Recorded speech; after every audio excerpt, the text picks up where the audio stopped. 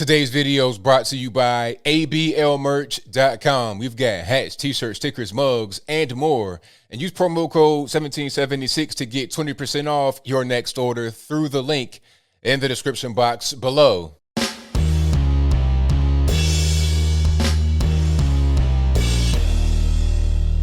How's everybody doing? My name is Anthony Brian Logan, and today we got to talk about Pride NYC banning police from marching with them or providing security for them until at least 2025 at their Pride Day Parade, whatever it's called. I'm not involved with the Pride movement. Obviously, that's not really my wave, but whatever kind of event they have, police will be banned until 2025. Now, I think they still provide traffic control, but they can't really be inside the march. Now, there's a lot I want to say about that.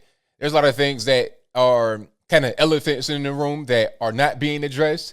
But before I get to that, let's go ahead and roll the clip. In this clip, you'll see one of the top guys over at Pride New York City talk about the reason and why this whole thing happened. And then you hear from a gay officer who is disappointed at how this whole thing is unfolded. After we get done watching that, I'll talk about what they said. Then I give you the rest of my 2 cents, my deep detail analysis, and then I'll wrap it on up with a nice bow on top.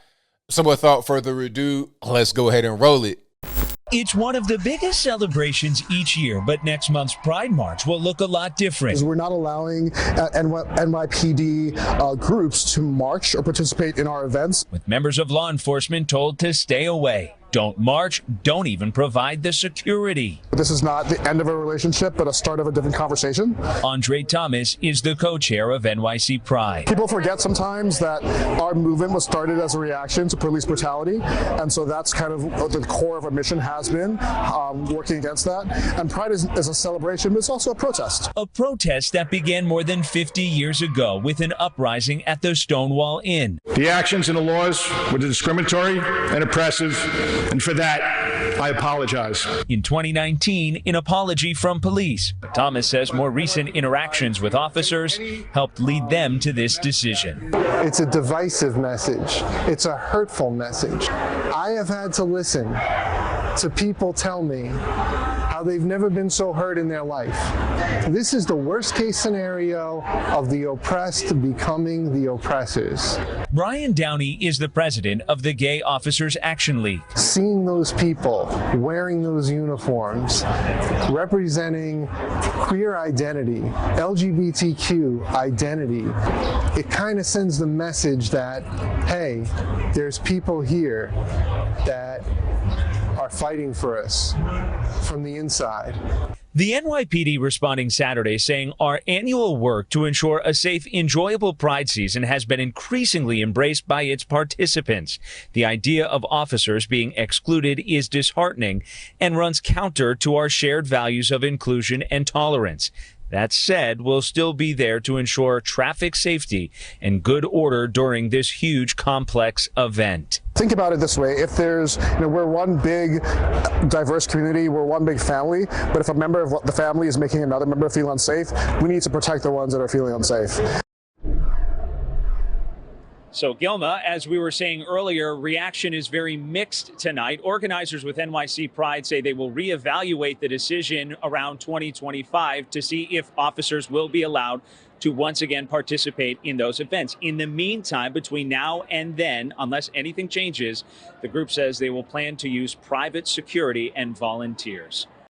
All right, so you saw that, you heard that. Now, there's a lot I want to say. I'm not really sure where to begin. I guess first things first, it's pretty clear that this whole thing about defunding the police and hating the police, it has reached down to Pride.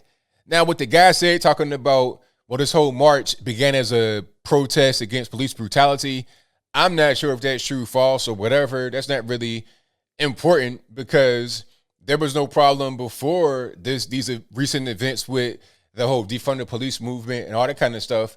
There was no issue with police marching with them. And they did everything. I mean, they pandered super hard to the LGBTQ, ABCDEFG, LMNOP community. They had the police cars with the gay flag on it with all the colors, and you got gay officers with the gay patch on the uniform. They got all that stuff. They did everything that you would expect from, the police trying to so-called interface with the community. They did all that stuff, and it was never a problem up until now, with this whole defund the police movement raging on. But what he said just kind of reveals what's happening. It's a protest against the police brutality.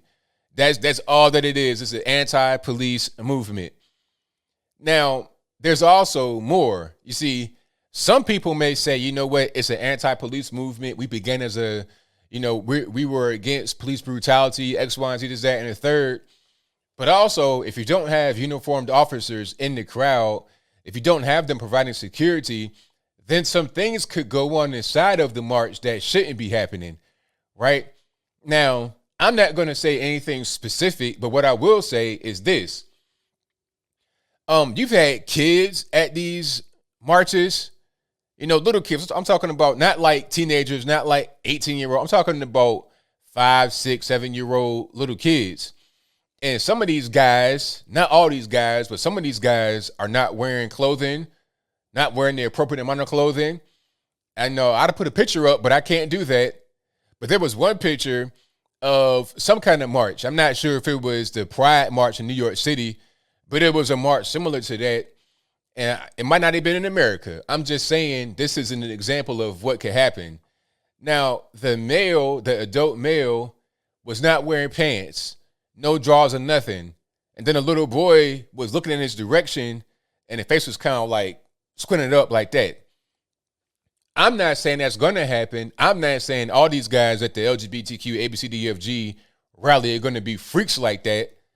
But that kind of stuff could happen when you have, fewer officers or no officers that are involved with the security and they're not in the march at all. But to move on from that, I thought that the LGBT community was very inclusive and welcoming and everybody was a friend. And if you were their friend, they'd be your friend. Whatever happened to that? Oh, you're going to ban officers from marching? Well, who else are you going to ban? Are you going to ban those that are conservative from your march? I think I heard about that before as well. People that were conservative being kicked out of some of these little marches. So let me get this straight. You're talking about how inclusive you are and how you're marginalized because you're other, all this, that, and the third. Meanwhile, you want to marginalize others. You want to say, okay, no cops, basically embracing the whole ACAB and F the police and defund the police. You want to embrace that movement and ban them until 2025. I'm not really sure why that specific date, but different story, I digress. So you want to ban officers. If I go in there with a MAGA hat on, or even my hat right now, the 1776, okay, as a straight guy just trying to support, are you going to kick me out? So I'm extending the olive branch to you, trying to build a bridge with you, find some kind of common ground, but you're going to X me out? So what's the point of anybody trying to build a bridge with you when you don't want to do it in the other way? It seems like this Pride LGBT group, whatever they're called, it seems like they're not inclusive. They're only inclusive when you're the same as them. But that's not true inclusion, is it? True inclusion is people that are different walks of life, different races, different ideologies or whatever, can come together and then find common ground. That's inclusion. Inclusion is not when you exclude everybody that you disagree with and then the remaining people that are left may look different physically. That's not called inclusion. That's just at a certain point just called pandering. Oh, we have a black person. Oh, we got a white person. We got an Hispanic person. We got a disabled person. So we're diverse. Meanwhile, you all have the same point of view. You guys have much more in common than somebody that might be LGBT that's an officer. You see what I'm saying? Like, it might even be a straight person that's in there, but he thinks the same exact way as everybody that's LGBT. He's included, but a straight, but a homosexual person that's an officer is excluded, but they have more in common with the LGBT crowd than the straight guy. You see what I'm saying? It's just really weird, but that's how they want to operate. So as I close, I want to say this. Hopefully there's not any assaults or attacks inside of the event. They say they're going to have private security, but how does that really look? We saw what happened with Chaz Chop and their so-called private security, you killed 2 unarmed black men, back to back. That didn't get too much press for some reason. I guess because it was not a police officer involved.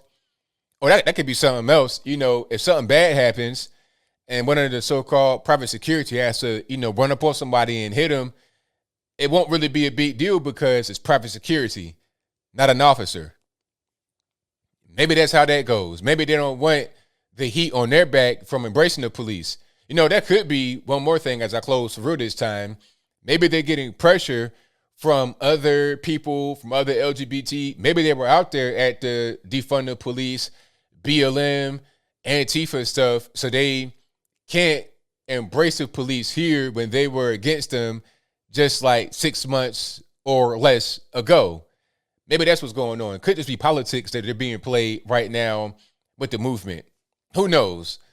But I think I'll leave that right there for now. And what say you? How do you feel about the Pride movement removing officers from the march for like 4 years? I'm not really sure why, but how you feel about that? Whatever your thoughts are, let me know in the comments below. You think it's a good thing, bad thing? Whatever your thoughts on that are, let me know in the comments below. You guys pretty much know where I'm at with it. I think that this just proves how non-inclusive some of these so-called inclusive communities are. They say they're inclusive. They say they're tolerant. They say they are accepting. But that's only when you think the exact same way that they think. If you think any kind of way different, they're going to X you out. That's just what it is.